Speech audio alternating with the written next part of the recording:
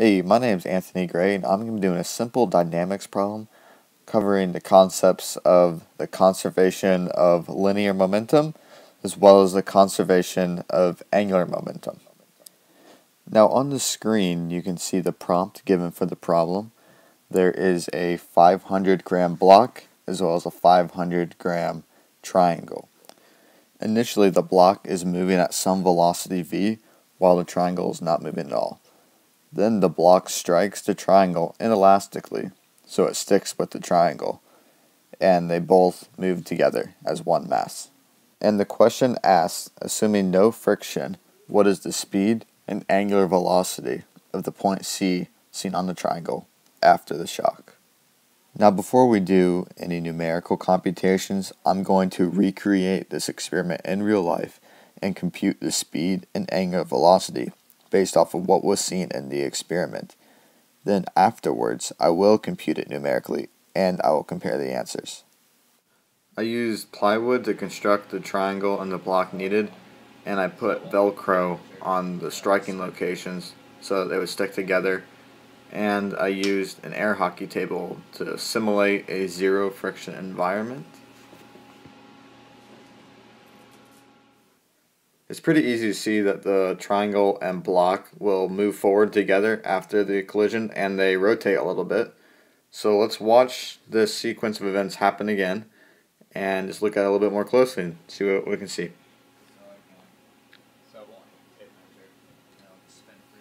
Okay, we're lining up. Collision happens, and let's stop right here and just take a good look and see what we can tell.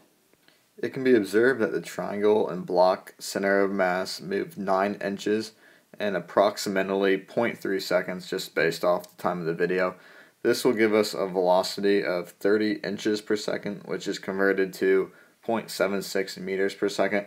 Of course, this velocity is more of an average velocity that the object had from the time of impact until it was completely stopped due to the fact that there was friction present. But for the purpose of this amateur experiment, our estimate of 0.75 meters per second will suffice. Next, it is observed that our object rotated approximately 2.54 radians in our estimated 0.3 seconds, which will give an average angular velocity of 8.47 radians per second. Okay, now we have all the information we need to calculate the speed and the angular velocity of a point C, which is on the lower right hand corner of the triangle.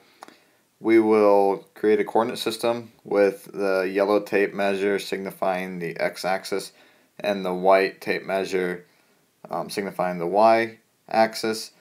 And from the given calculations earlier, we have the velocity of point C in the x direction to be 0.75 meters per second, and we have the angular velocity of the object to be 8.47 radians per second, which can then translate into a vertical y velocity for the point C by multiplying the angular velocity by the distance it is from the center of mass, which is approximately 0.16 meters. This will give us a vertical velocity of 1.5 meters per second.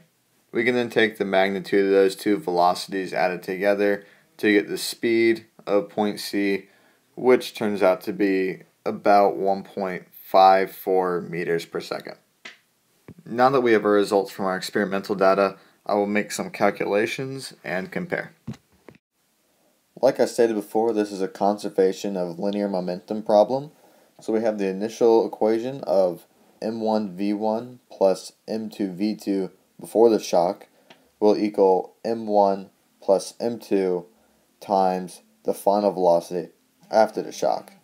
Because the velocity of the triangle initially was 0, the m2v2 term goes to 0, and solving for vg, we get m1 over m1 plus m2 times v1 is equal to vg. Now, I looked at the clip and found that v1 was approximately equal to 3.6 meters per second in the I direction, so that will give us a vg of 0.6 meters per second. Vg is representative of the velocity of point C on the triangle in the I direction. Next, we will need to look at the velocity due to the rotation. In order to do that, we must first find the moment of inertia of the triangle block combination. The moment of inertia of the triangle about its hypotenuse is 1/12 mc squared, where c is the length of one of the sides. Using the parallel axis theorem, we can find that the moment of inertia of the triangle about its center of mass is equal to 1/12 mc squared minus 1/18 mc squared. This is approximately equal to 3.8 times 10 to the negative fifth kilograms per meter times meter squared. Next, we find the moment of inertia of the block to be 1/12 times the mass times a squared plus b squared, which is approximately equal to 7.29 times 10 to the negative 6 kilograms times meter squared. In order to get the moment of inertia of the block and triangle combination, we must add the moment of inertia of the triangle plus the moment of inertia of the block plus the distance from the center of mass of the two together. This is approximately equal to 3.675 times 10 to the negative fourth. Next, we have the vector from the center of mass of the triangle to the center of mass of the block crossed with the total mass times the initial velocity of the block is equal to the total moment of inertia times omega. Solving for omega will give us omega approximately equal to 44.43 radians per second. Taking the magnitude of the velocity due to the rotation plus the linear velocity due to the impact will give us a speed of 7.13 meters per second for the point C on the block. This value of 7.13 is pretty far off from our experimental value of 1.54 that we found earlier, but this is due to the fact that even though it was an air hockey table, there was still friction present, which slowed down the blocks considerably. I hope you guys learned something about the conservation of linear momentum and the conservation of angular momentum. Have a nice day.